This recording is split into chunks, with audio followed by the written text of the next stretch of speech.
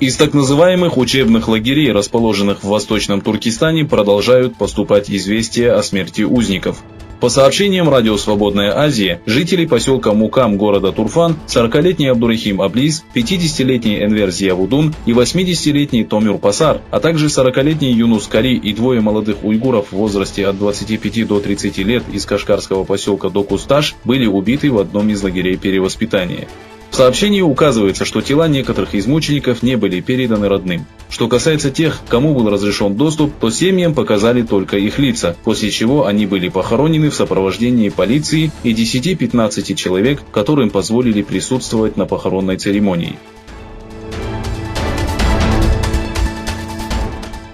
С каждым днем появляются сообщения об извращениях китайцев, подселенных к уйгурам, казахам и другим тюркам в рамках проекта породнения или братской семьи, начатого коммунистической партией в Восточном Туркестане. По утверждению властей, такая практика способствует укреплению братства и взаимопонимания между тюрками и китайцами.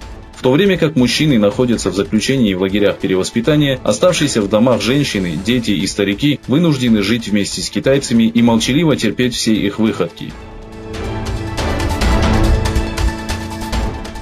В ходе переговоров по афганскому вопросу Россия, Китай, США и Пакистан договорились продолжить совместные усилия по установлению диалога между афганцами.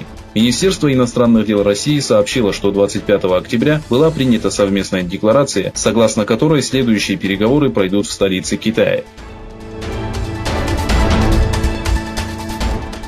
В ответ на введение комендантского часа тысячи людей с флагами Ирака в руках собрались на площади Тахрир в центре Багдада. Демонстранты выкрикивали лозунги со словами «Вы не сможете удержать нас в домах». Участники акции зажгли сотни свечей в память о 200 человек, убитых во время антиправительственных протестов. Силы безопасности, дислоцированные вокруг площади Тахрир, продолжают использовать слезоточивый газ и звуковые бомбы для разгона протестующих.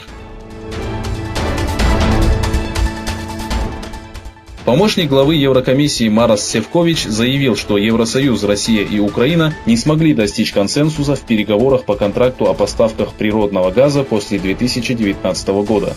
Севкович отметил, что новый контракт должен соответствовать законодательству Евросоюза и сообщил, что переговоры с Россией по таким важным вопросам, как количество, сроки и налоги, пока не дали никаких результатов.